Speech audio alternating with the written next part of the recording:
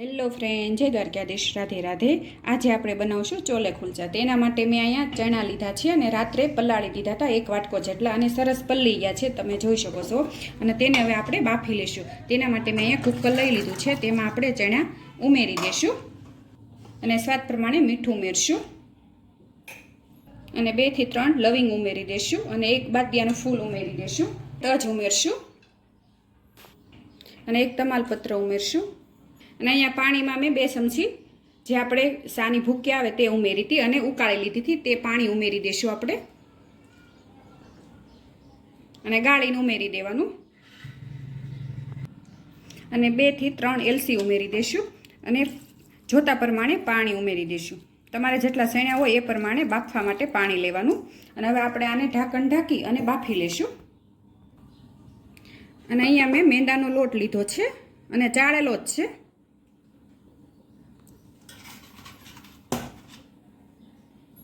ને 2 વાટકા મેંદાનો લોટ લેશું અને સ્વાદ પ્રમાણે મીઠું ઉમેરશું અને 1 ચમચી આપણે ખાંડનું બૂરું ઉમેરશું અને તમે આખી ખાંડ પણ લઈ શકો, ન હોય તો તમારી પાસે, અને 1 ચમચી ખાવાનો સોડા ઉમેરી દેશું અને બેકિંગ પાવડર તમારી પાસે હોય તો પણ 1 ચમચી જેટલો ઉમેરી શકો અને 1 વાટકો જેટલો દહીં ઉમેરશું। 2 વાટકા મેં લોટ લીધો છે અને સામે મેં 1 વાટકો દહીં લીધું છે અને 1 ચમચી મેં ખાવાનો સોડા ઉમેર્યો છે અને બેકિંગ પાવડર તમે ઉમેરો તો તમારે અડધી ચમચી બેકિંગ પાવડર અને અડધી ચમચી ખાવાનો સોડા ઉમેરી દેવાનો। અને મોણ માટે આપણે 1 ચમચી જેટલું અથવા 2 ચમચી જેટલું આપણે ઘી ઉમેરી દઈશું અને તેલ પણ તમે લઈ શકો અને બટર તમારી પાસે હોય તો તે પણ લઈ શકો। અને હવે બધું આપણે મિક્સ કરી દઈશું અને બેકિંગ પાવડર તો હર કોઈના ઘરમાં ન હોય, પણ તમે એકવાર આવી રીતે ખાવાના છોડા નાખીને કુલચા બનાવજો, બહુ સરસ બનશે। અને આવી રીતે આપણે બધું એક સરખું મિક્સ કરી દઈશું। અહીંયા મેં હવસેકું ગરમ પાણી કર્યું છે, તેનાથી ગરમ પાણીથી સેજ લોટ બાંધવાનો, થોડું થોડું પાણી લેતું જવાનું આવી રીતે। અને તમે જુઓ જ આવી રીતે આપણે લોટ બાંધી દેવાનો છે અને હવે આને 2 કલાક માટે આપણે ઢાંકીને રાવા દઈશું। અને અહીંયા મેં મીડિયમ સાઇઝની 4 ડુંગળી લીધી છે અને 3 તીખી મરચી અને 1 આદુનો કટકો। હવે તેને આપણે આ મિક્સરમાં ક્રશ કરી લઈશું આવી રીતે, અને તમે પ્યુરી પણ બનાવી શકો, પણ આવી રીતે દરદરી ક્રશ કરેલી ડુંગળી ચોલેમાં સરસ લાગે। અને અહીંયા આવી રીતે મેં ઝીણી ઝીણી ચોપ કરી લીધી છે ડુંગળીને। અને અહીંયા મેં 3 ટમેટા લઈ લીધા છે, તેને આપણે પ્યુરી કરી નાખશું। અહીંયા મેં મિક્સર જારમાં ઉમેરીને અને પ્યુરી તૈયાર કરી લઈશું અને અહીંયા ટમેટાની પ્યુરી પણ તૈયાર છે અને હવે આપણે વઘાર કરી લઈશું। અને અહીંયા કડાઈ ગરમ કરવા મૂકી દીધી છે, તેમાં આપણે 4 થી 5 પાવડા તેલ ઉમેરી દઈશું અને અહીંયા તેલ ગરમ થઈ ગયું છે, તેમાં આપણે થોડીક હિંગ ઉમેરી દઈશું, હિંગનો સ્વાદ સરસ આવે। અને અડધી ચમચી રાઈ ઉમેરશું, 1 ચમચી જીરું ઉમેરી દઈશું અને સૂકા મરચાં 2 થી 3 ઉમેરી દઈશું અને જે આપણે ચોપ કરેલી ડુંગળી હતી તે ઉમેરી દઈશું અને સ્વાદ પ્રમાણે મીઠું ઉમેરશું અને થોડીક વાર માટે આપણે આને થાવા દઈશું। અને 1 વાટકામાં આપણે મસાલો તૈયાર કરશું, તેના માટે મેં અહીંયા કાશ્મીરી મરચું લીધું છે 2 ચમચી અને અડધી ચમચી હળદર અને 2 ચમચી ધાણા જીરું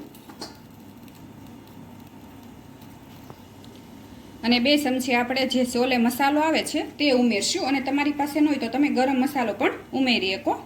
બધું મિક્સ કરી લઈશું અને જાજુ તમારે શાક બનાવવાનું હોય તો તમે ચોલે મસાલાને જાજો લઈ શકો, 3 થી 4 ચમચી, અને થોડું પાણી રેડી અને આપણે પેસ્ટ તૈયાર કરી લઈશું। અને અહીંયા આપણી પેસ્ટ તૈયાર છે ને ડુંગળી પણ આપણી થોડી થોડી સડી ગઈ છે।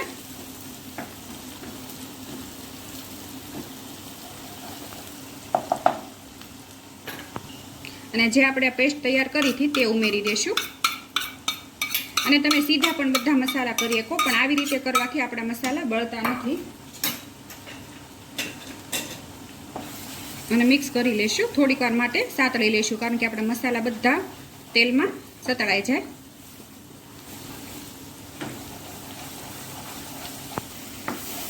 અને અહીંયા જો તમે તેલ છૂટું પડી ગયું છે. જે આપણે હવે ટમેટાની પ્યુરી તૈયાર કરી હતી તે ઉમેરી દઈશું. તેને પણ થોડીક વાર માટે આપણે થાવા દઈશું તેલ છૂટું પડે ત્યાં સુધી.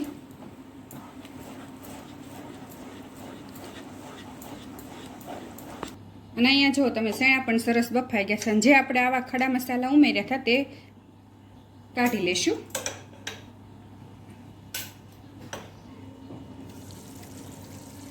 અને અહીંયા મસાલામાં તેલ છૂટું પડી ગયું છે. અને હવે આપણે જે આ ચણા બાફ્યા હતા તે પાણી સહિત આપણે ઉમેરી દેવાના છે. અને આમાં તમારે જેટલી ગ્રેવી રાખવી હોય એ પ્રમાણે તમારે રાખવી નહીં. અને તેને પણ આપણે મિક્સ કરી લેશું. અને અહીંયા તમારે જેટલી ગ્રેવી રાખવી હોય એ પ્રમાણે તમારે પાણી ઉમેરવાનું. પણ ઝાઝી ગ્રેવી આ ચણામાં સારી નથી લાગતી. નાને પણ આપણે થોડીક વાર માટે થાવા દઈશું. અને અહીંયા જુઓ તમે સરસ તેલ છૂટું પડી ગયું છે. અને હવે ઉપરથી આપણે વઘાર કરી લઈશું. અને તેના માટે આપણે 1 પાવડું તેલ લઈશું. અને અહીંયા મેં 3 મરચી લીધી હતી, તેને આવી રીતે કટ કરી લીધી છે. અને આદુને પણ આવી રીતે કટ કરી લીધું છે.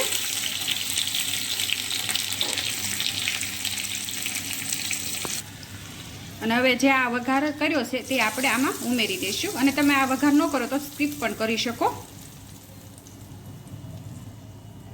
કોથમીર ઉમેરી દઈશું. અને અહીંયા છોલે ચણા તૈયાર છે. તમે જોઈ શકો છો સરસ બન્યા છે. અને હવે આપણે કુલસેની તૈયારી કરશું. અને હવે આપણે ખુલસે બનાવી લઈશું. તેના માટે જો તમે લોટ મેં બાંધ્યો હતો અને 1.5 કલાક જેટલો મેં એને આવી રીતે રાવા દીધો હતો. અને હવે આપણે આને ખૂબ આવી રીતે મસળી લઈશું.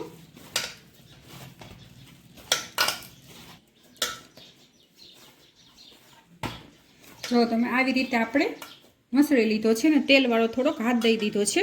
અને આવો લોટ થવો જોઈએ, એકદમ લચકાદાર. જો આવી રીતે.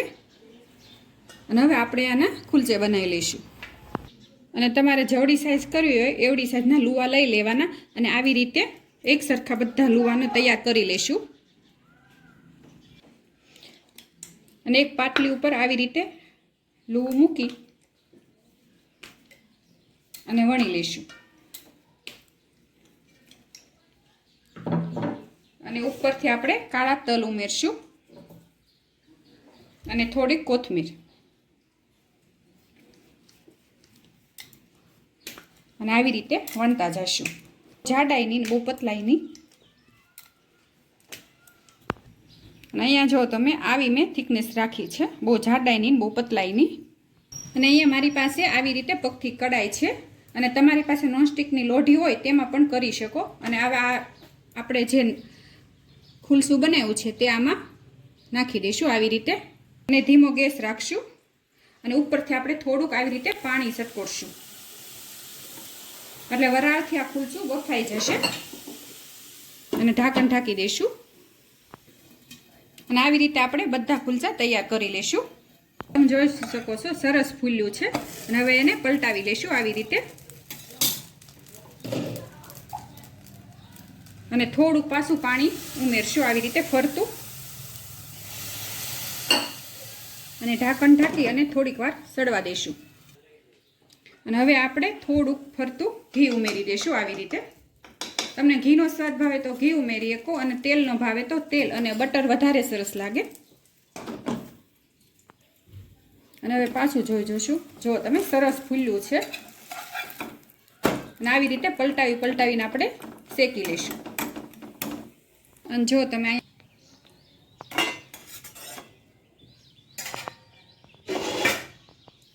ચોલે ખુલશે તૈયાર છે. તમે જોઈ શકો છો સરસ બન્યા છે એકદમ. જુઓ તમે સોફ્ટ.